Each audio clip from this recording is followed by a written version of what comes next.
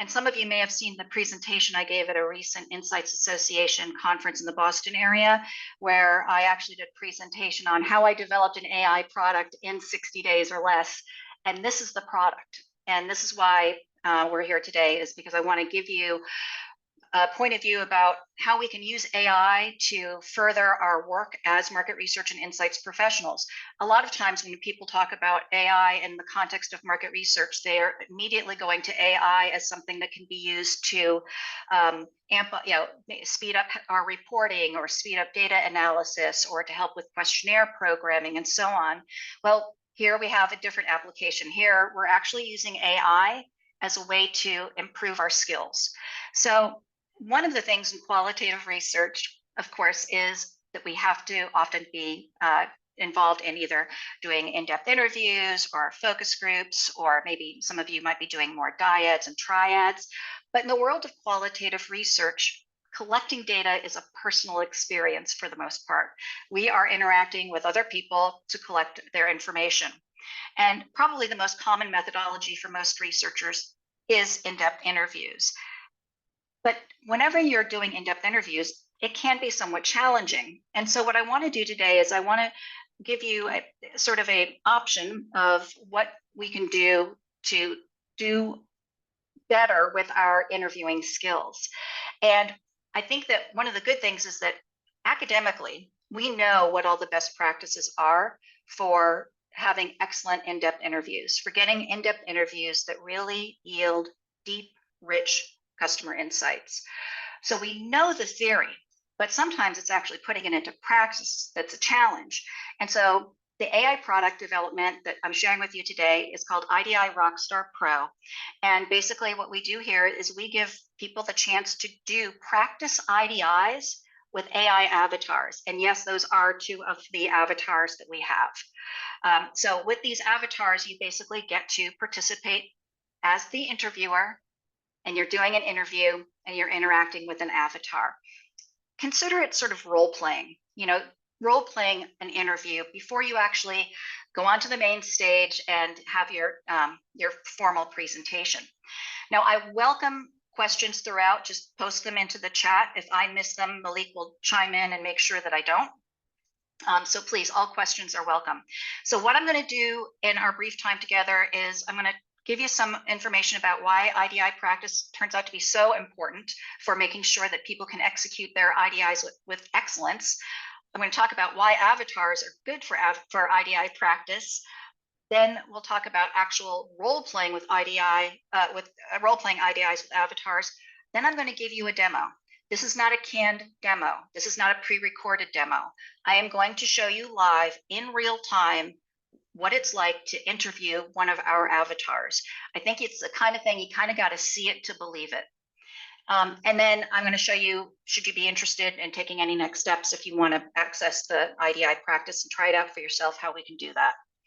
So first of all, we've all conducted, or I think many of us here, because I'm looking through the list and I know many of you, we've all conducted IDIs. And do you remember your first one? Do you remember how you felt the first time you were conducting an IDI? Maybe it was by telephone, maybe it was in person. If you're more recent to the research world, it might have been on webcam. Typically, it's a very, very nervous experience. That first time going in, actually starting the conversation, reading that welcome script, asking the questions. It really does make people quite nervous. And understandably so. You're interacting with real humans, and you have so many things you're trying to do at the same time. You want to sound confident. You want to be warm and engaging so the person feels comfortable responding to your questions. It's a lot of pressure on somebody, especially for their first time. But at some point, you just have to dive in. And this is kind of what it feels like. Like I'm just diving into this ice cold pool. I know it's going to be uncomfortable, but I just have to do it. And those first few interviews that we all do, let's be honest, they're not our best work, right? So sometimes we find that we really have to do 10 or 20 interviews early in our career to kind of just get acclimated to that process of doing all of these things at the same time. You just have to kind of jump in and do it. So we know that practice is important, but we also know that realistically, it can be hard to get. The real benefits of practice are, well, as you see here, there are many benefits. But one of the things that we find with practicing IDIs is that it's all about making sure that people can take that academic theory about what makes for a great IDI and actually practice it so that when they get to that real world IDI, that they can be confident while they're doing all of these things. So one of the things is like, and we always teach this in the qualitative research classes we teach here, of course, you have to know your discussion guide. We never want an interviewer to start an interview and be obviously uncomfortable or sound like it's the first time they've read the questions.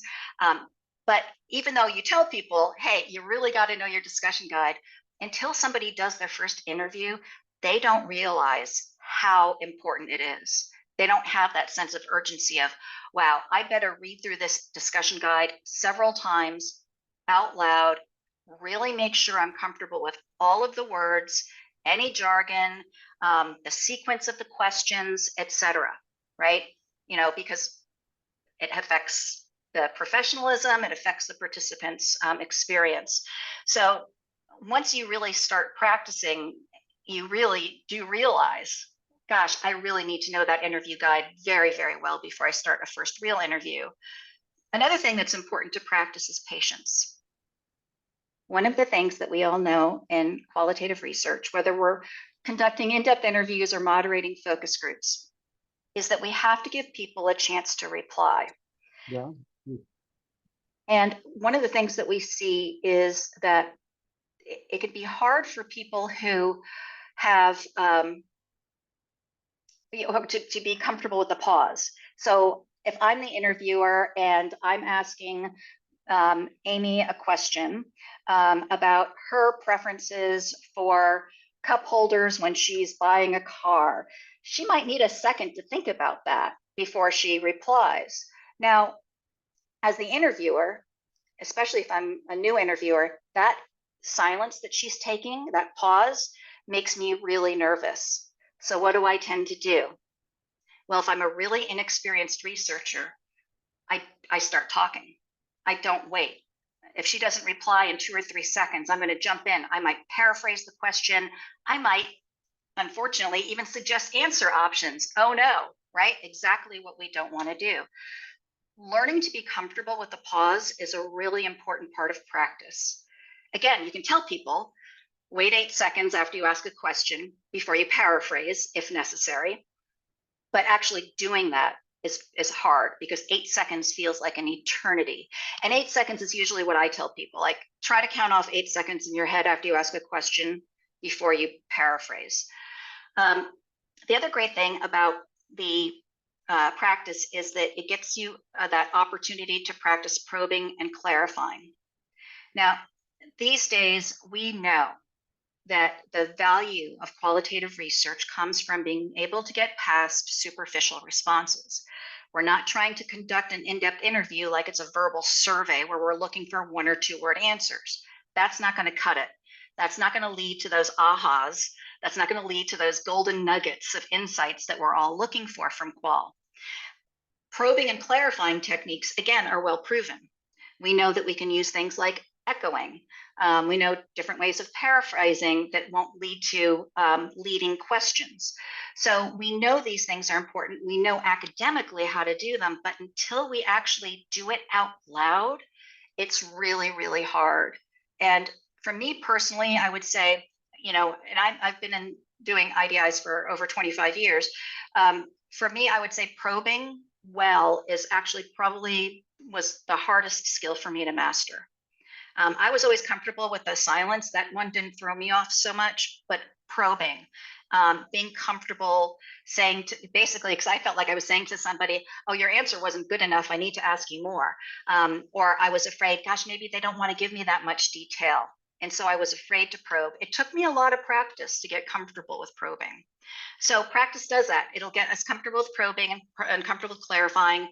It also gives us that chance to practice handling unexpected answers. When we go through a discussion guide, we kind of know roughly what kinds of answers we're expecting to hear.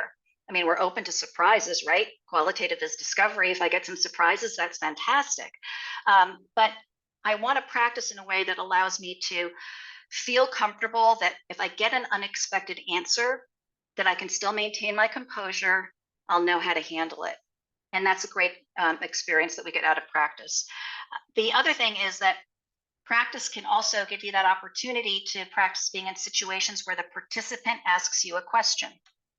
And very likely you will see that today when I do my demonstration. The avatar may ask me a question. It may ask me to clarify something. It may ask me to repeat something. So that's part of practice too, right? It's just, oh, they're asking me a question. Again, how do I make sure that I don't let that throw me off? It's something that does happen in the real world. We need to be prepared. And overall, what I find with practice of any kind with IDIs and moderating focus groups as well, is it's all about confidence, right? We want the interviewer, we want the focus group moderator to be projecting confidence. We don't want them to be overconfident or cocky or obnoxious in any way, but confident enough that it's putting the participant at ease. One of the things that we all know, those of us who've done a lot of IDIs, is that if the interviewer is nervous, if they don't seem comfortable, it makes the participant uncomfortable. And that's exactly what we don't want. We want to start the interview strong, quickly project our confidence, make sure that they're going to be comfortable, that we're in charge, we're going to ask questions, they're here to participate. It just makes them a lot more comfortable. And an important tangent here is that some of you may be in situations where you have clients who ask to remote monitor your IDIs. It's happened to me many times. Many years ago, I ran a research agency. We specialized in tech projects, and all of the big tech companies expected to be able to remote monitor IDIs. Now, if we were doing, say, 30 IDIs for a project, the client didn't necessarily monitor all 30, but they usually wanted to monitor some of them, especially the first few, because sometimes they would monitor the first few and they would want that opportunity to be able to say, not sure about that interviewer. I think you'd like to change that person out. Or sometimes it was about the discussion guide, right? That happens where, the first few interviews, we realize, oh, we have an opportunity to improve part of the discussion guide, right? So it's totally conventional to have remote observers on your IDI, and you want that interviewer to be feeling really confident especially if they're going to be having remote observers. So I think that the great thing is that we know that this is something, all of these things, it's just about practice, giving people a chance to practice before they're on a important IDI. Okay, so we know practice is important, but how are we going to get there? Now, with some of the other training courses that we have at Research Rockstar, we've had team clients for whom we arrange to do human practice IDIs, but it's expensive. And obviously, there are other places where you can, recruit people from. If you have a team that you're managing and you want them to conduct some practice IDIs before that big project for that big client, you can certainly do it. But let's be honest, it's time and money, and so it usually doesn't happen. So it's how am I going to recruit people? I'm going to have to spend money to recruit people. I'm going to have to pay them an incentive, and it's going to take time to do that recruit for practice. It's a really hard thing to take the time and money to do. Now, I know what you're thinking. I don't have to do a real practice. I've got a study coming up on pet food. My Aunt Edna owns 2 dogs. I'll do a practice with Aunt Edna. Well, certainly doing a practice IDI with your Aunt Edna is better than nothing, but it's not the same. She already likes you, hopefully. You already have a rapport. It's going to be hard for that to really give you the level of practice that you need, that you would get from interviewing an actual person from the target market who you're not related to. So the ideal is to be able to do practice IDIs, but doing them with humans takes a lot of money and it takes a lot of time. Therefore, let's talk about interviewing avatars. With our avatars, you get to have that practice and you get to experience AI, right? So this, again, I'm so excited about this because this is such a great application of AI to advance skills in market research. So conversational AI. Now, when people hear conversational AI, what do you think of? A lot of people think of like chatbots or the customer service bots that you encounter. That's right, because most conversational AI products are text-based. You type in a question, it gives you back an answer. Now, ours are actually voice-based, right? So there's the video avatar, the representation, and then there's also voice. But we are taking advantage of that technology. And what that means is that on the fly, the avatars are answering your questions. These are not scripts. They are answering your questions in real time. And so you get to take advantage of the fact that AI can, on the fly, generate responses. Now, I will say this, and this is super important. With AI, one of the things is that, and you would find this if you did ChatGPT, if you ask the AI the same exact question in multiple practice interviews, if you're asking the same AI, so Alice here, if I ask Alice the same exact question in 5 different interviews, she's going to give me pretty much the same answer, because that's how she's programmed. She's got a personality that she's been programmed with. She's got a backstory she's been set up for, and then she's generating it on the fly. If I ask ChatGPT the same question 5 times in a row, it also would give me pretty much the same answer. So if you want diversity of response behaviors, then that's why we have actually 5 avatars. So you get different personalities, different response behaviors. So the great thing about conversational AI is it gives you responses and you can ask questions and get answers. The challenge is just be aware that each instance that you're interacting with is going to be very consistent with itself. But again, that's why we have 5. This does also allow you to have that interviewing practice at scale. You could conduct 10 practice IDIs in a day, right? If you wanted to, you could do that. You could practice as much as you like. And so that's important. You get to have that experience. It's also 24/7 access. It's kind of hard to do a practice IDI with a human at weird hours of the day or night. Obviously, the avatars are available 24/7. So our students have access to this. They can go in and they can practice anytime. And the other thing I'm really excited about is that we now have Spanish. So you can do practice IDIs in English and in Spanish. AI is not perfect. Has anybody here ever generated something using AI and thought, that didn't quite come out the way I thought? I'm a big fan of, I use ChatGPT, I use Claude, I really love these tools, but they do hallucinate, right? Sometimes you get something that's a little bit, a little bit off. So we know that AI isn't perfect. How does that affect us here if we're practicing with AI avatars? Well, one of the things is that there is a delay. When I ask it a question, it takes it 3 to 4 seconds to reply. It's actually about the same as a human in most cases. There are some questions you ask a human where they will just immediately answer. How many cars do you own? 2. No delay. Tell me about the time that you purchased, tell me about the last time you purchased a new car. They're going to take a couple seconds before they answer. So the challenge is that it will always take 3 to 4 seconds, no matter what you're asking it. But that is part of the limitation. We also currently have a 15 limitation on the interview duration. That means every time you do a practice interview, it is limited to 15 minutes. This is not a limitation of our tool specifically. This is going to be true for any AI product. Every session that you do is a session into itself. It's like a new session.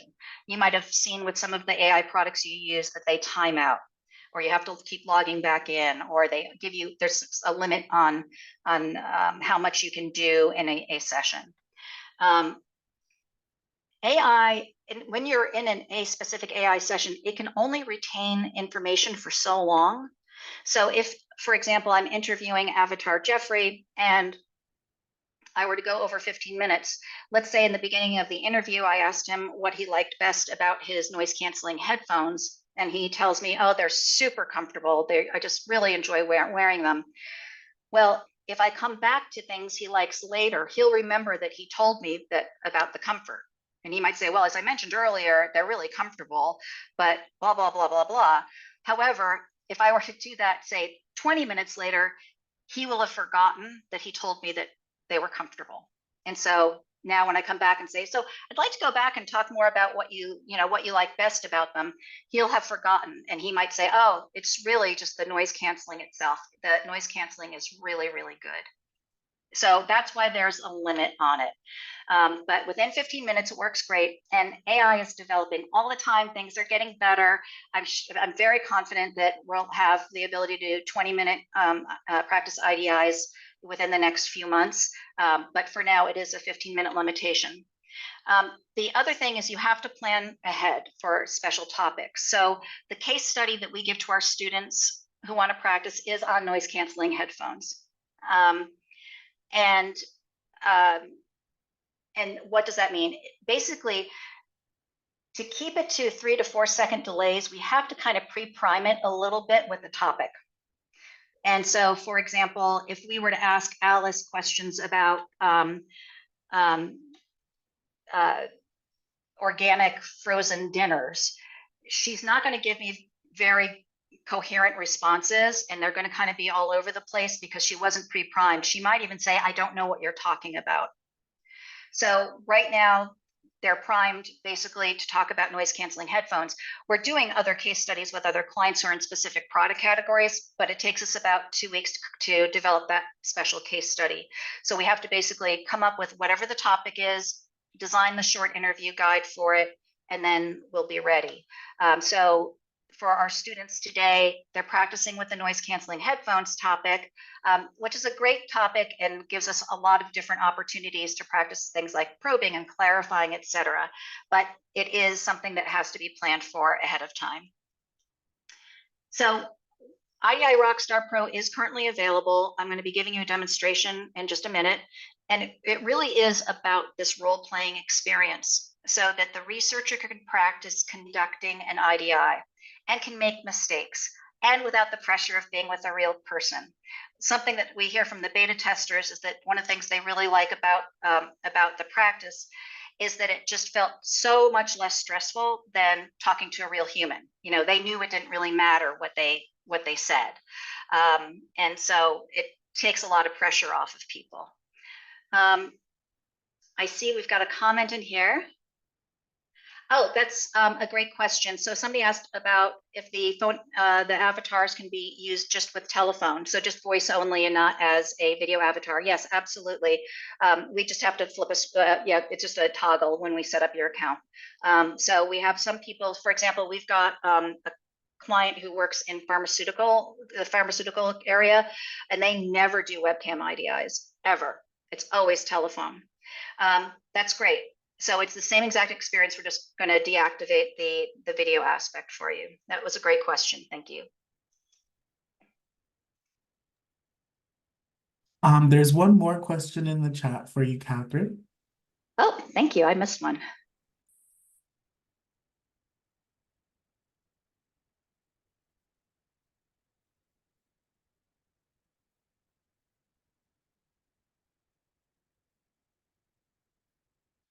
So do we need to provide background information to train the avatars? How much prep work is kind of involved? What we need to do for any case study that we would do for you is we have to develop a discussion guide that would be appropriate for, say, a 15-minute IDI. So we have to be able to, and part of that is got to be, being specific about what the topic is, which for most of us is going to be probably a product category, but in some cases it could be more about, a general consumer behavior, like how people prepare dinner at night. So we do need a topic, and we do need an IDI guide. The avatars are already programmed with their personalities, if you will, although we can do custom versions. So we have 5, and this is actually kind of fun. I got to specify, like, okay, what do I want people to experience? Well, we've all had chatty interview participants, like the person who's really hard to keep them on track. Like, it's great when people talk a lot and they tell us interesting stories, but sometimes they go way too off and we have to kind of bring them back. So we have a chatty avatar. We also have an impatient avatar, because anybody who's done a lot of IDIs knows that sometimes you're on an IDI with somebody who's like, how many more questions are there? Or you're asking me a lot of questions, right? So sometimes you do get people who are a little grumpy. I'm not going to tell you which of our avatars is grumpy, but one of them is. Some of them are more tech savvy, kind of lean towards technology kinds of things. Others have different hobbies, backstories that can become evident, for example, like whether or not they have children. But those parts are already kind of baked into the avatars. If you want a custom avatar, we can do that as well. It just takes about 2 weeks for us to be able to prepare a custom avatar. We can put in a fair amount of backstory in terms of like some demographic profiling and personality attributes. Again, like, are they rude? Are they impatient? Or are they very friendly, very chatty? That sort of thing. So it was kind of fun. And then we got to do a lot of testing here before we started with the beta testers. So it was fun kind of experiencing that. And it is a little bit startling the first time an avatar tells you you're asking too many questions, but it's startling when that happens in real life too. So it's a good experience. So what I'm going to do now is I'm actually going to turn off my video because I am going to be on video in the platform. And if I'm on my Zoom video, I can't be on the platform video. So it'll take me just a second. I'm just going to go ahead and stop sharing my PowerPoint here. And I am going to turn off my video. And I'm going to bring in the demonstration. And what I'm going to show you, you're going to see a couple of screens before the interview starts. So I just want to set that expectation. But this is exactly what you would experience or somebody on your team would experience. So I'm just going to go ahead and start my share. And I'm sharing with sound because I need to make sure that you can actually hear the avatar.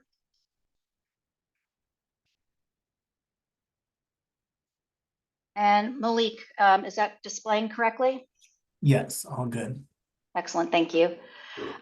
So what you see here as would be like if you were coming in, you would have different role plays that you could do. You might have 2 or 3 or 4 or 5 avatars. You might have English, you might have Spanish. Here I'm already in my my role play basically for Jeffrey. So with Jeffrey, we've got the noise canceling headphones. This is a face-to-face webcam style, so not the telephone. If it was the telephone one, that would be here. You'd see that here. It would just say telephone only. On this one, I've got a recording limit of 14 minutes, and you can see here that I'm doing this in English. I'm going to click start recording, and it's going to do a mic check. It wants to make sure that it's got my mic, and you can see my screen is now here. It's got my headphones selected. Do use good headphones. If you are using a laptop computer that you know doesn't have a great mic, the avatar is going to have a hard time hearing you. So it's always worthwhile to have a headset or or better computer mic, whatever you need. Now, when I go ahead and start recording the role play, it's going to start right away. So I just want to set that expectation. Now, I'm not going to do the full 14 minutes because I think that would probably be a little bit boring for you folks. I'm going to do a few questions to give you an idea of what it feels like. I want you to hear the pause. Like I said, there will be a 3 to 4 second delay. I want you to kind of see what kind of responses I get. I also want you to see me probing. What happens when I get a short answer and then I ask a probe? Does it give me a better answer? Right? Because again, probing is always one of those skills we need to practice a lot with. And then afterwards, when my recording is done, I will show you what happens when your recording is done. I'm just going to tease that for now.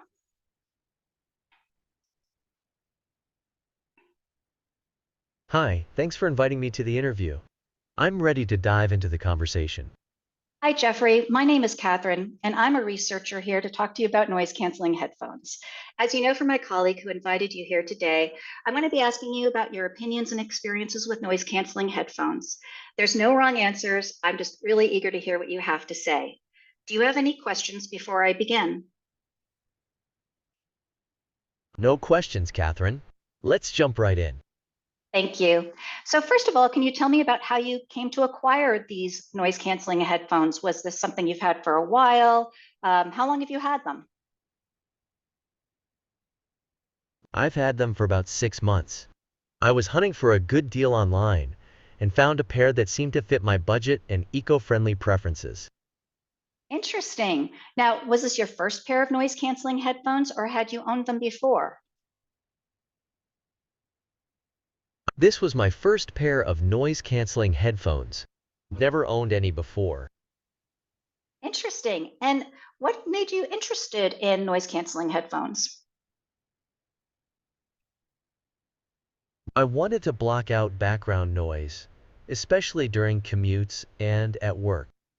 Plus, I had read good things about the tech and was eager to try it out. Ah, interesting. Thanks for sharing that. So you mentioned work. So do you wear them when you are at work? Yes, I wear them at work. They help me concentrate better and reduce distractions. And just so I'm clear, are you somebody who works from home or do you work in an office? I work in an office environment, not from home. Great. Thanks for clarifying. I appreciate that. So can you tell me what do you like best about your current pair of noise canceling headphones? I love how effective they are at blocking out noise. It really helps me focus and enjoy my music or podcasts without interruptions. Interesting. You mentioned using them for music and podcasts. Do you ever use them just for silence, just purely as noise canceling, or are you always listening to music or podcasts? Sometimes I use them just for silence. It's really calming, especially in noisy places like public transport.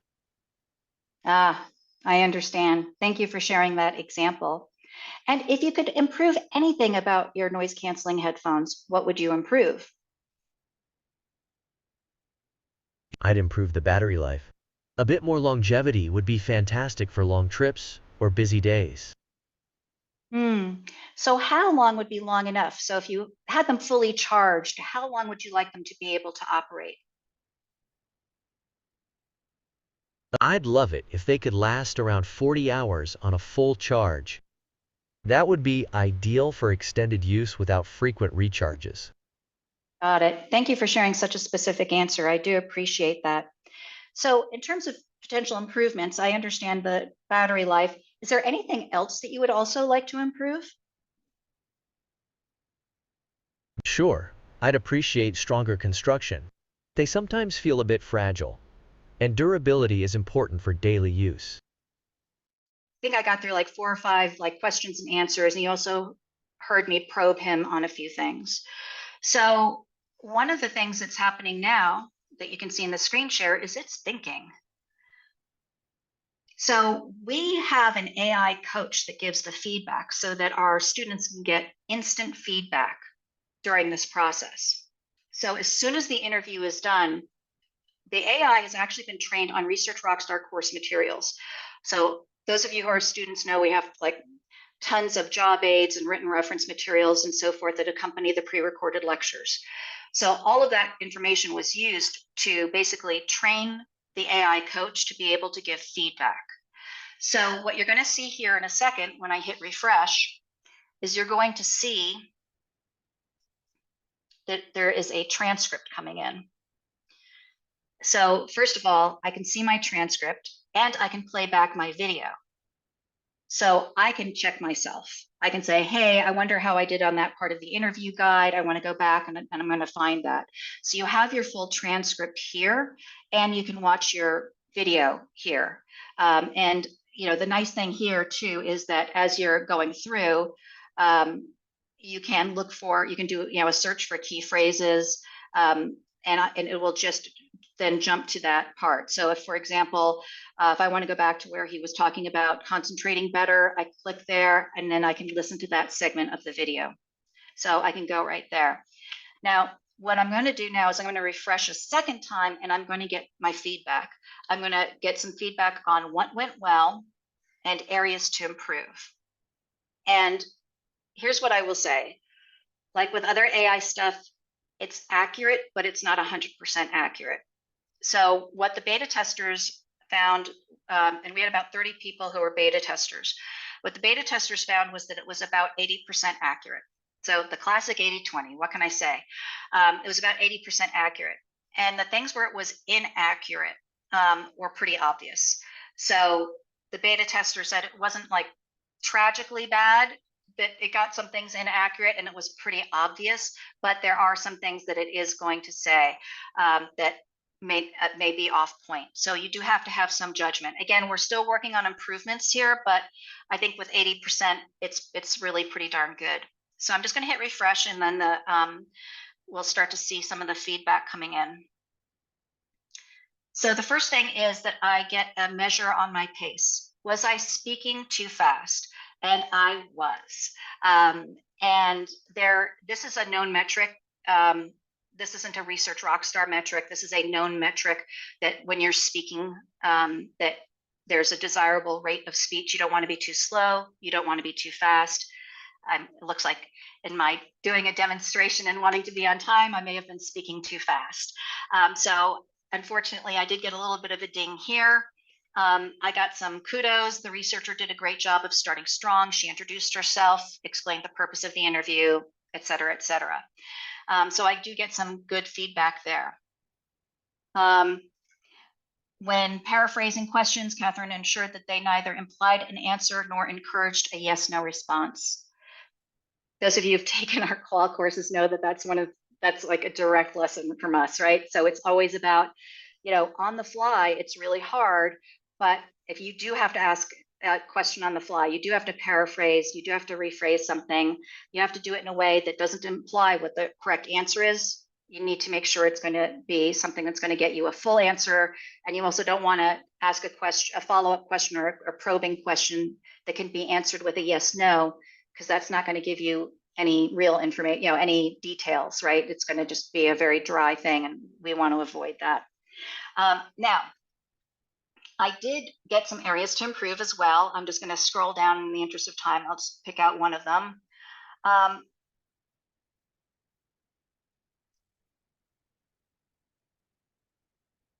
So here, it said I did a good job on paraphrasing, but it also said I could even actually do better. So on paraphrasing, when paraphrasing questions, be careful not to imply any desired answers or encouraging yes/no responses. Keep your questions open-ended. And then it's giving me an example from my interview. For example, instead of asking, so can you tell me what do you like best about your current pair of noise-canceling headphones? I could have asked, could you share what aspects of your current noise-canceling headphones you appreciate the most? So would you agree with that would have been better wording? I don't know. I could digest that one a bit. So that's actually probably an unintended, but a good example of something where it's telling me something. I think that it's the fact that it's making a suggestion is good, because then it makes me think like, gosh, could I have asked that question better? But my initial question, I don't think implied a specific answer, because it says, what do you like best? I didn't make any suggestions. So that one, again, you're going to have to use some critical thinking. But that gives you an idea about the level of detail, and it does actually pull out the examples. So hopefully that gives you an idea. And then let's see how I got on my grades. What kind of grades did I get? So we're grading on 6 things. And again, this is for those of you who've taken the courses here. These are all the things you see in our qualitative courses. Starting the interview strong, being authentic, right? Because you need to get that engagement going so people trust you and are comfortable talking. Being professional, right? So am I prepared? Do I seem confident, right? Do I maintain neutrality, or can you tell what answers I'm hoping to hear? Did I get past vague responses? If I got a vague response, did I probe sufficiently? And did I do my paraphrasing well, right? If I paraphrased something, did I do it properly? So on a 5-point scale, I did overall pretty well. It's giving me an overall score of 77. I did pretty well maintaining neutrality. That seems to be my superpower. And maybe in other areas, I could have done better in my very, very short demonstration, IDI. Does anybody have any questions about the coaching part of the experience before I move on? I see a couple of questions, so let me go here. Seems like the same wording. The wording was pretty similar. I mean, it was different, but it was similar. So I agree with you. I would have to like digest that a bit to see like, gosh, maybe, you know, because maybe I'm being biased. Can team managers see the feedback? Yes, we can set up team managers with their own versions of their dashboard so that they can see the role plays and the grades that their folks have created. So it takes us about a week to get the custom dashboards set up. But in most cases, the people who are doing the custom dashboards are also usually the people who are doing the custom case studies. And the case studies do take us about 2 weeks. So from the time you come to us and say, hey, I want to do something on organic dog food, and you know, I've got, you know, here's my 15-minute IDI guide. It'll take us 2 weeks to kind of get that up and running for you anyway. So by that time, your dashboard would certainly be ready as well. So with that, I am going to stop my share. And Kathryn, there was one more question in the chat. Oh, I'm sorry. What was it? I must have missed it. No problem. It reads, Jeffrey seemed like an ideal respondent. Do others offer a more difficult interview that would provide more learning opportunities?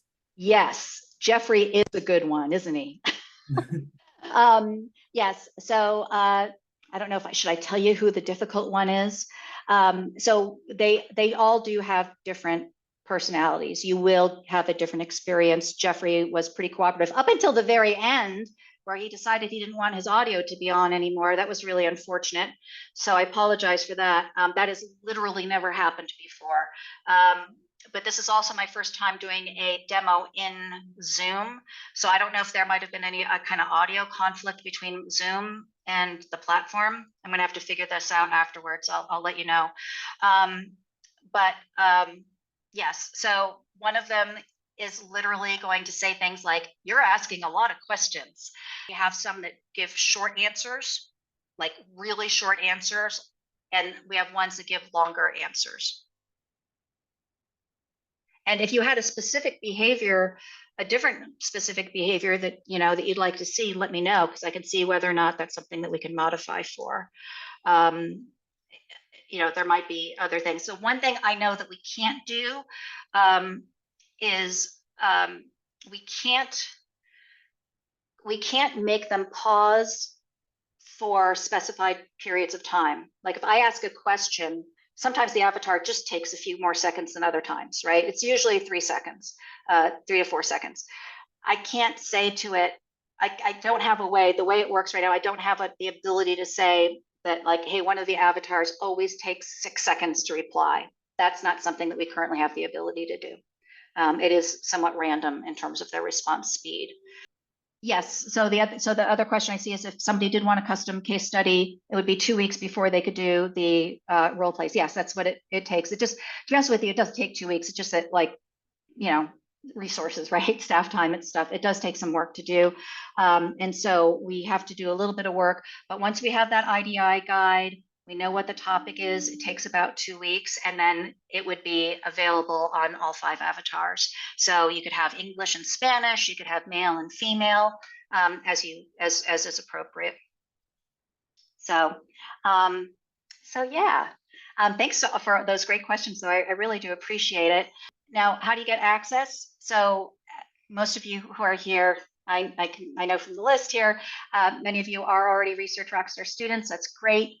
So this course is not included in the Backstage Pass membership. It is a standalone class. So it's called the Qualitative Interviewing Mastery Lab. Once you are in that course, then you get access to the noise canceling case study. And so that's how you're going to get access. Just register for the course. Now the course also, in addition to having access to the avatars, it also includes access to some background on IDIs. Now we have the whole IDI class that some of you have already taken, and that class still exists.